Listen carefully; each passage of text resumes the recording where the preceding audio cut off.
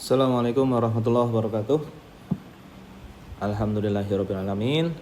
Perkenankan saya perwakilan dari kelompok 10 akan mencoba mempresentasikan hasil penelitian kami. Nah, adapun kelompok 10 yaitu ada Kak Yuyun, ada Kak Narita, Kak Maulana, Kak Erik Rahman, dan Kak Basri. Kita lanjutkan kembali. Judul penelitian yang kita ambil yaitu pengaruh gaya mengajar guru dan motivasi belajar siswa terhadap hasil belajar atau TS ya, semester ganjil pada mata pelajaran IPA kelas 7 SMP. Jadi di sini nanti variabel X1-nya yaitu gaya mengajar guru, X2-nya itu motivasi belajar siswa. Nah, untuk Y-nya yaitu hasil belajar. Adapun rumusan masalahnya, yang pertama, apakah terdapat pengaruh langsung X1 terhadap X2? Yang kedua, apakah terdapat pengaruh langsung X1 terhadap Y? Yang ketiga, apakah terdapat pengaruh langsung X2 terhadap Y? Ini untuk rumusan masalah. Adapun tujuan penelitian, yang pertama mengetahui pengaruh langsung X1 terhadap X2. Yang kedua mengetahui pengaruh langsung X1 terhadap Y. Yang ketiga mengetahui pengaruh langsung X2 terhadap Y. Adapun teknik analisis datanya, kita menggunakan path analysis atau analisis jalur. Digunakan untuk menganalisis pola hubungan di antara variabel tadi ya.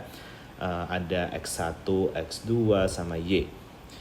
Model ini bertujuan untuk mengetahui pengaruh langsung maupun tidak langsung seperangkat variabel bebas atau eksogen terhadap variabel dependen atau endogen. Nah, ini nanti kita coba lihat pengaruh langsung, misalnya langsung seperti apa? X1 ke X2, X1 ke Y, X2 ke Y. Nah, untuk yang tidak langsung berarti ada alur lain, misalnya X1 ke Y itu tidak langsung dari X1 ke Y, kita lewat X2, X1, X2, dan setelah itu ke Y. Adapun hipotesis penelitian atau H1-nya, kita menginginkan untuk H1-nya terdapat pengaruh langsung signifikan X1 terhadap X2. Yang kedua, terdapat pengaruh langsung signifikan X1 terhadap Y. Yang ketiga, terdapat pengaruh langsung signifikan X2 terhadap Y. Berarti untuk X0-nya kebalikan dari X1 ini. Atau kebalikan dari hipotesis penelitian kita. Nah, ini data responden. Setelah ini akan kita tampilkan tabelnya seperti apa. Keterangan X1 tadi gaya mengajar guru, X2 itu motivasi belajar siswa, dan yang terakhir hasil belajar. X1, X2 itu bentuknya skor ya, dari angket yang sudah kita sebarkan ke, nah ini datanya, ke 143 siswa kelas 7. Nah, khusus untuk pelajaran IPA. Nah, berikut untuk datanya. Bisa dilihat di layar. Ada 143 data yang sudah kita ambil. Oke, hasil perhitungan dituliskan dalam bentuk tabel. Untuk R-nya atau koefisien korelasi antara X1 dan X2 itu 0,1369. Kemudian X1 terhadap Y itu 0,0248. X2 terhadap Y negatif 0,02703. Jadi memang untuk koefisien korelasi itu nilainya kisaran negatif 1 sampai dengan 1. Nah, dan ini termasuk kategori sangat lemah ya, karena kisaran 0 sampai 0,19 atau 0,19 itu kisarannya sangat lemah. Baik, kita lanjut. Nah, adapun hipotesis pertama, dengan T hitungnya ternyata setelah kita cari itu 1,635. Nah, sedangkan T tabelnya 1,977. Menunjukkan bahwasanya T hitung kurang dari T tabel ya. Maka dari itu H1 ditolak atau H0 diterima.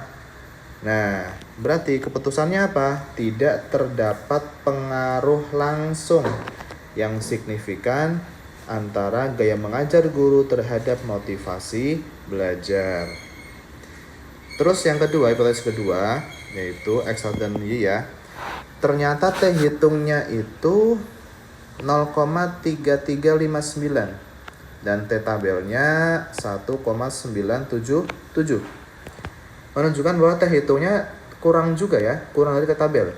Maka dari itu H1 ditolak atau H0 diterima, yaitu tidak terdapat pengaruh langsung juga ya yang signifikan antara gaya mengajar guru terhadap hasil nilai UTS.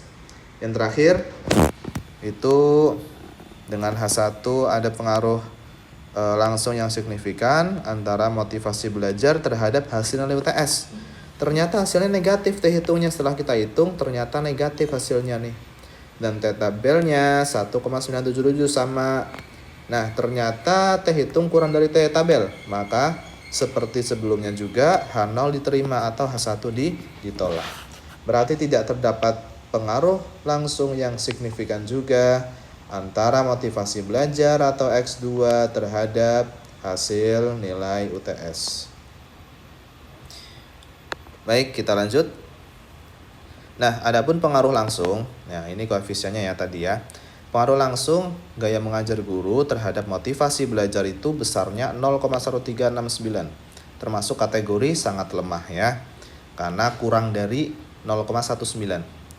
Yang kedua, pengaruh langsung gaya mengajar guru terhadap hasil nilai UTS 0,02863. Ini juga sama ya, berarti sangat lemah juga nih karena kurang dari 0,19.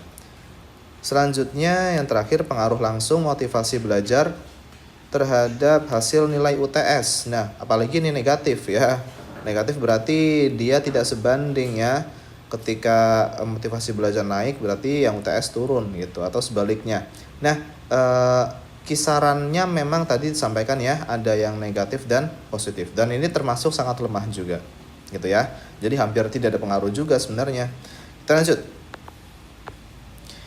Pengaruh tidak langsung. Nah, ini nih ya. Pengaruh tidak langsung gaya mengajar guru terhadap hasil nilai UTS melalui motivasi belajar. Jadi X1 nih ya.